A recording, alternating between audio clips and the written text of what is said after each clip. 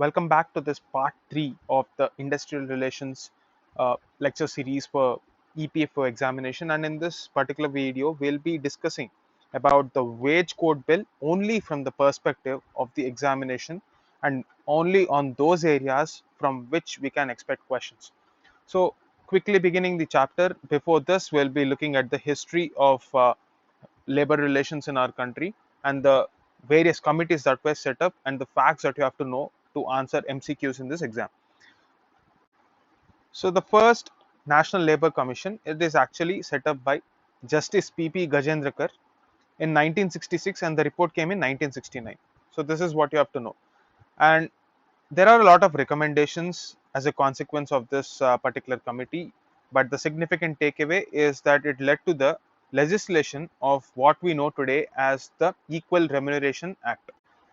Equal remuneration is actually seen in DPSP in Article 39D. So, Equal Remuneration Act 1976 came after the first National Labour Commission under the chairmanship of P.B. Gajendrakar. This is the first fact that you have to remember. Now, we had the second Labour Commission in 1999 under the leadership or the chairmanship of Ravindra Verma.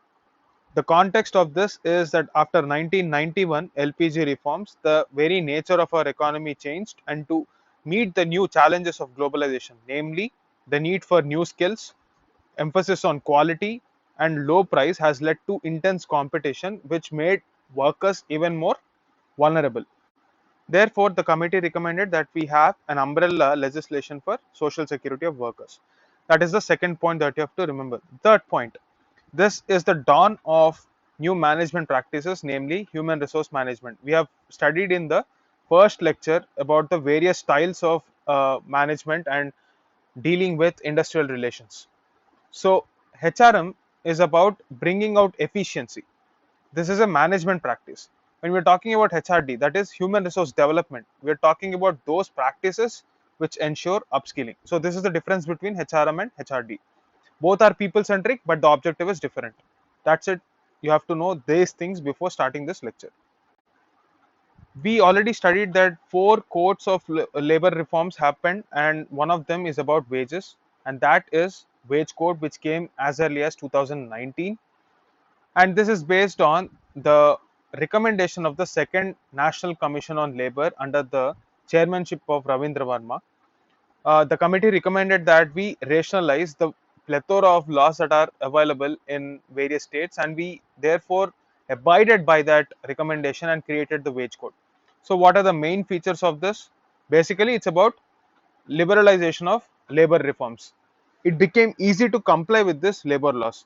We will be looking at these reforms in the present video, and we'll be picking up that information which will be useful for MCQs. So the first question that I can ask you is, we have already studied the Equal Remuneration Act 1976. It is based on Article 39D. One more question that can be asked in the exam is the chronological order. So if you have to remember the chronological order, Payment of Wages Act 1936, Minimum Wages Act 1948, Payment of Bonus Act 1965, and finally Equal Remuneration Act 1976. So if it is confusing, you can remember it this way. Firstly, you have to talk about payment of wages.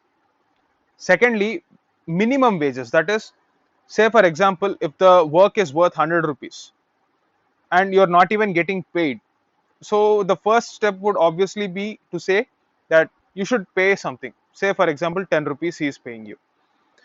But if you have to say that it is too less, it should have a legal backing. That is what the Minimum Wages Act tries to say. In 1948, this legislation came up and said, we will determine some price X below which you can't pay the person. That is, it is illegal to expect a person to work beyond that or below that particular amount which is set by the government. After that, since you are utilizing the labor forces services, if you get profits, the government ensured that a part of the profits is transferred through the principle of redistribution through this particular act called Payment of Bonus Act, and it came in 1965, which is the next step. And finally, as a progressive measure, we came up with the Equal Remuneration Act in 1976. So you can remember this entire scheme of things in this particular way. So these are the four legislations. Again, let us go back to the constitutional principles. Article 43A, this talks about the participation of workers in management. Even that can be a part of the questions that can be asked in MCQs. So please remember these four in a chronological manner.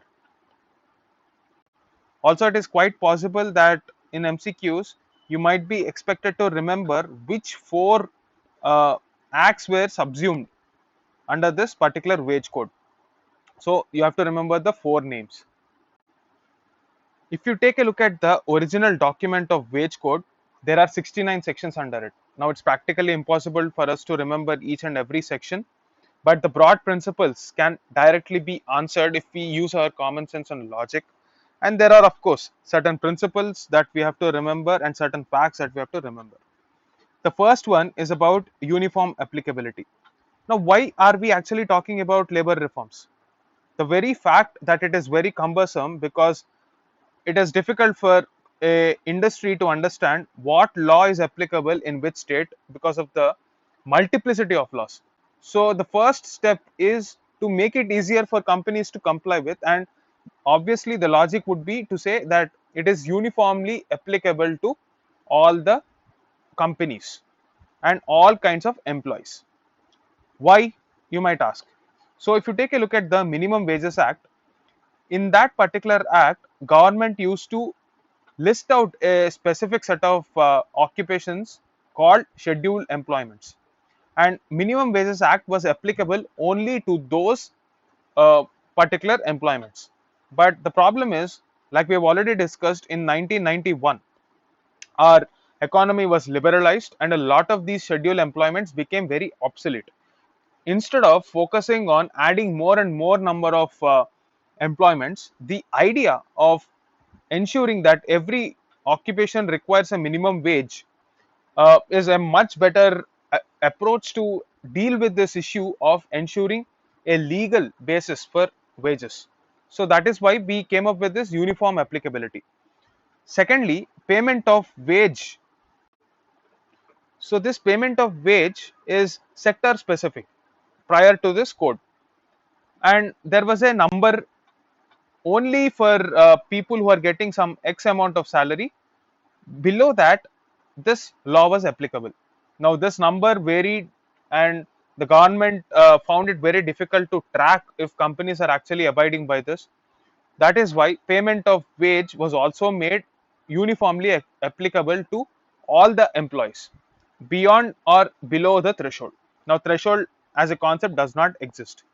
So bottom line is, the wage code is applicable to all. So what this will essentially do is, there is something called informal sector in our economy. When can you say a particular sector is informal? When you don't have the legal data to track how these employees are getting paid, or if a company does not have a legal basis as a registration, then you can say that it is an informal sector. Vegetable vendors, milk suppliers, to a large extent in an unorganized setup, and you can consider the services offered by our barbers or beauticians or any informal setup like a kirana shop. All this come under informal setup because they don't actually abide by any legislation. So if a worker is working in a kirana shop, it is an informal sector because he does not get paid PF and all such stuff. After this, it is applicable to all the people, and payment of wages and minimum wages is guaranteed under this wage code. So this is the first feature of the bill that you have to remember. Logically extending the same thing, uniform definition of wages. Now what do you mean by wage? This varied across different acts. So the Payment of Wages Act, Minimum Wages Act, and the Payment of Bonus Act, all these laws had the definition of wage which is different from each other. Now that issue is sorted by this wage code, and wage is uniformly defined. So if you take, say for example, some X amount of salary, this is called the wage. It will have a component which is called inclusions, and certain amount of components, those are called exclusions. What is included in wage definition? 1. Basic pay. 2. Dearness allowance. 3. Retaining allowance. Just remember these three. You don't have to remember anything else, because everything else is excluded from the definition of wages. What are these exclusions? Say for example, you have your house rent, you have your utilities, PF, pension, traveling concession, work expenses, overtime, gratuity, all this, even overtime. Remember, OT is not included in the definition of wage. Please remember this point. OT is excluded from the definition of wages because it is not a minimum guarantee. You are working overtime. That is why you cannot say that it is a part of the wage. However, there is a caveat. Say, for example, if you are getting 100 rupees, more than 50 rupees cannot be given as an exclusion. Why? These exclusions are not taxable. Only the inclusions part is taxable. So, for example, if an employer wants to avoid taxes, or if the employee wants to avoid taxes, he can ask his employer to give him out of 100 rupees 90 as exclusion and only 10 rupees as inclusion. So that is not allowed. Only 50% of the total is considered to be a part of the exclusion. If it is beyond that, you will have to include that in inclusions and as a definition of wage. So this is the thing that you have to remember as a part of the wage code. We are giving the same example here. Say the total salary is 1 lakh, maximum exclusion allowed is 50k. If it is 60k, then the wage will be treated as 60k but not 50k. Please remember this point. The next concept that came into the picture is the concept of floor wage. We already discussed in the previous lectures that center and state, because labor is a concurrent subject, center and states both had their own wages act. But the problem is, because of the multiplicity involved, it was becoming difficult to comply with. So the government created what we know today as the floor wage. Which government? The central government. Based on whose recommendations? Here we have something called the Central Advisory Board, which we'll be discussing in the later part of the video. Just remember, Central Advisory Board, this consults the state governments and comes up with a number which is considered to be the floor wage. So you cannot pay an employee less than this. This is the minimum. This is the floor wage. And above that, every state can either increase or decrease.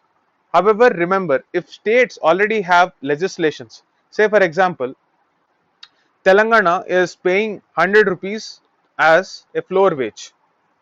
Okay, companies can pay anything above 100 rupees only, but not below that. Similarly, if the central government comes up with a legislation saying that the national floor wage is 90 rupees, then Telangana government cannot actually reduce the floor wage to 90 rupees according to the wage code. So it should remain at 100 rupees if it is already declared. However, remember that floor wage is not minimum wage.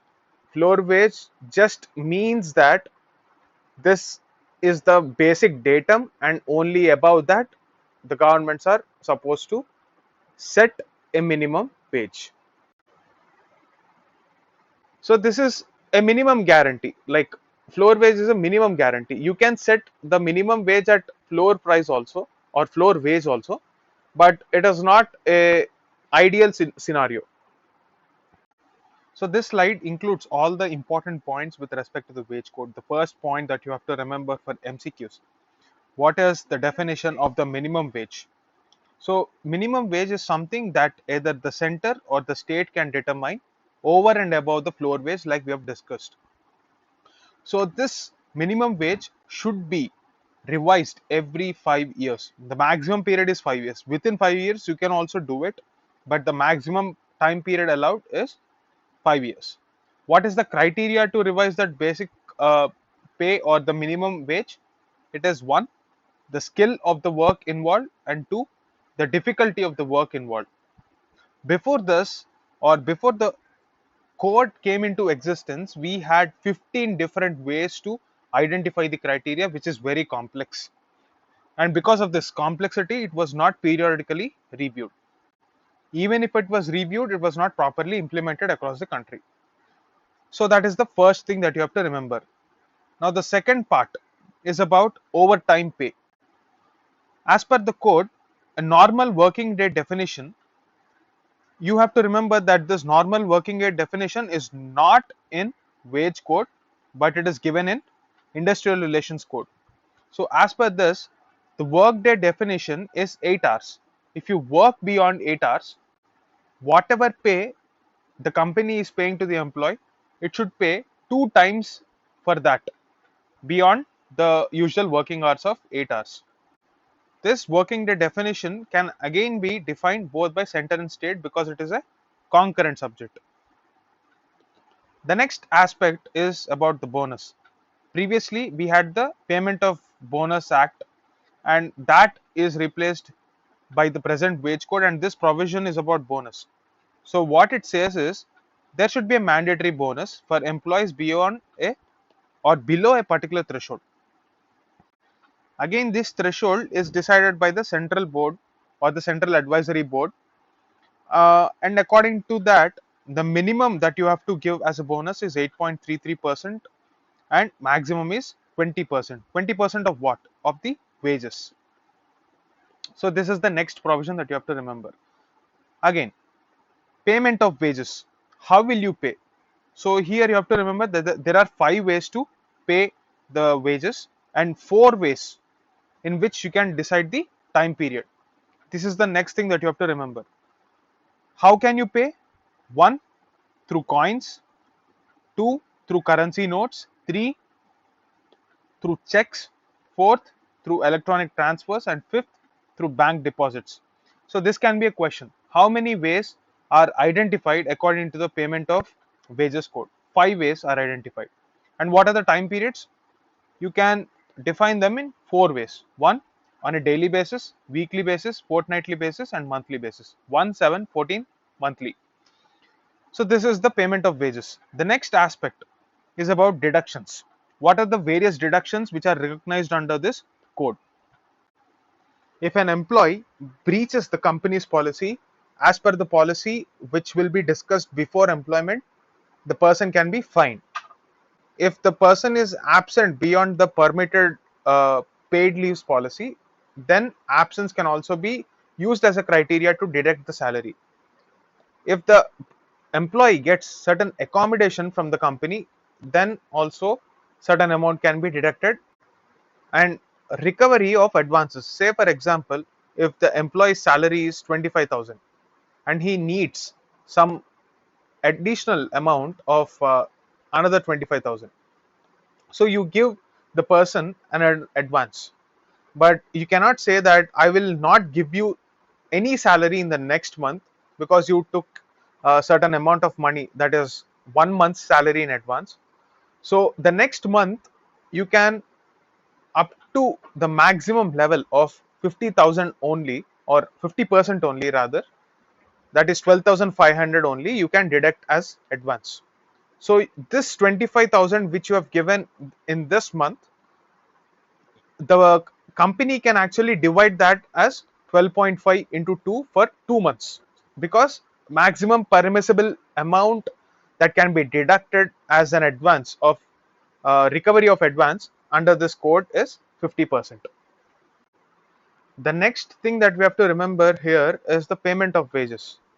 Normally, by 7th of every month, the wage should be paid clearly. This is as per the wage code. If a particular employee has resigned or dismissed, or if is no longer continuing with the organization for whatsoever reason, from the date of dismissal, within 2 days, the amount should be settled. This provision was not available in any of the previous legislations, and this was a major issue. So this was about payment of wages. The next thing, about claims. Now what do you mean by a claim? For example, workers and the employers, they have certain dispute going on. Such a dispute is considered to be a claim. a claim in industrial relations. So this is a legal dispute. For example, if the dispute took place in 2017, as per the new code, the employee can file it till 2020, that is 3 years. Previously, if there was a dispute in 2017 January, so depending on various criterias, the maximum permissible limit is 2019. So within 6 months to 2 years only, the complaint should have been raised. But the issue was, since a lot of employees were scared not to spoil their relationship with the management, most of them avoided getting into legal disputes. As a result, when they want to complain beyond these 2 years, when situations were getting out of control, there is no legal provision. So that has been corrected now, and the limit has been increased to 3 years. So these are some of the important provisions of the wage code. Some more important provisions from the perspective of MCQs. So in Payment of Wages Act, previously the threshold was 24,000. Now there is no threshold for application of this wage code bill. Every employee is eligible to be recognized, and this wage code bill is applicable to all sort of employees. Similarly, Payment of Bonus Act was previously applicable to those companies which had more than 20 employees and the salary of the person is 21,000. Now it is applicable for all in companies where there are more than 20 people. So this number is not relevant. So the salary of the employee is not relevant. This is the logic you have to remember. Similarly, Minimum Wages Act was only on scheduled industries like we have discussed earlier, and that is removed right now. Here, Equal Remuneration Act that was out in 1976 was already a progressive legislation, and keeping in tandem with the present times, even third gender is also included in this legislation. So that is the important point you have to know.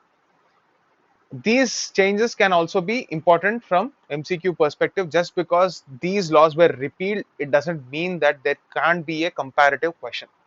So that is the thing. The next definition that can be another MCQ question is the difference between an employee and a worker. Simply put, this worker is a subset of the employee. You can see. So as per this wage code, the definition of a worker, if a salary is 15,000 and more and is working in certain supervisory role, then he becomes an employee, not a worker. This is the legal difference between a worker and an employee. The number 15,000 is important here. So this is the only threshold. All the other numbers 21,000, 24,000 are for previous set of laws. Please remember this. Another important change, keeping in tandem with the 1991 reforms where Inspector Raj prevailed, that is, the government was seen as a roadblock in development. To change that perception towards labor reforms as well, we have created another provision called the inspector cum facilitator. Previously there was only inspection, now there is focus on facilitation. That is, you are giving an employee or employer a chance to comply with the laws in case the person is not aware of the laws. So this is there in wage code. So there can be an MCQ here. In which of the following codes will you see the provision for inspector cum facilitator? The answer is wage code. The next aspect is time bound resolution. So if there is a claim which is an industrial dispute, it should be settled in a maximum period of 3 months after filing. And this inspector cum facilitator can also file a claim. But if you have to file a claim, like we already discussed, it should be done in 3 years. Previously, it was 6 months to 2 years, like we have already discussed.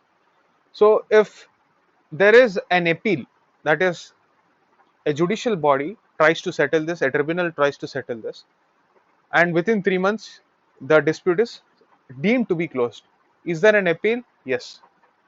This appeal should be filed within 3 months, and again this appellate authority should give the final judgment within another 3 months from the date of appeal. So everything is time bound. While discussing floor wages, we discussed about the central advisory boards. These are actually set up by the center. So you have them at state level also, and the composition of these advisory boards can become important for MCQs. So what you have to remember here is, in this advisory boards you have the center, you have the mandatory independent workers, and again representative from states. That is, center, states are stakeholders, and in the same way there are certain independent workers who are considered to be neutral for this advisory board in order to avoid the bias. And when you're talking about the central board, the ratio of employers and workers is 1:1. That is, they will be in equal number. The same logic goes to state advisory boards also, but the caveat here is, since they are state boards, there are no representatives from state. Just this component of employers, workers, and independent workers will be there in state advisory boards.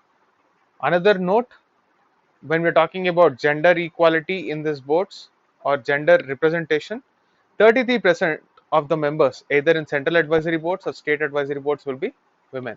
So these are probable MCQs. 1, 2, 3. 3 MCQs can be possible from this slide. The next set of MCQs that can be expected from this slide is regarding offences and penalties.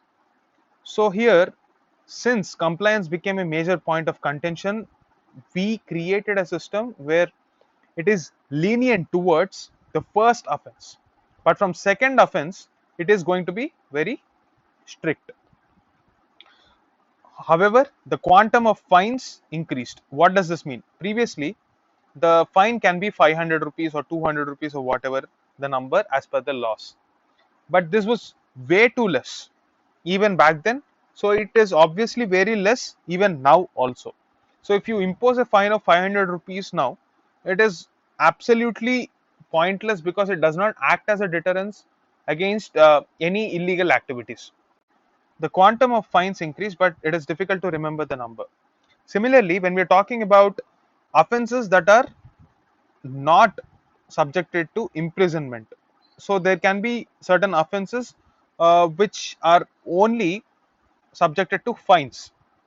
So when you look at statutes or rule books, there will be a provision like jail plus fine or imprisonment plus fine. So there can be a certain set of offences which attract only fines. But if an organization is continuously committing these crimes, a gazetted officer can combine them together and subject the owner to imprisonment also. That is the meaning of this. So as a revision question, floor wage. Who sets this floor wage? Center or state? Just comment in the comment box below. If you find this lecture helpful, please like, share, and subscribe. And at the same time, if you want the PDF of this lecture, you can find that on Telegram. You just have to go to Telegram and search Hindu Highlights, and the name of the channel is UPSC Highlights. In that, in the files section of the media, you can find this particular file. So that's it for now. Thank you.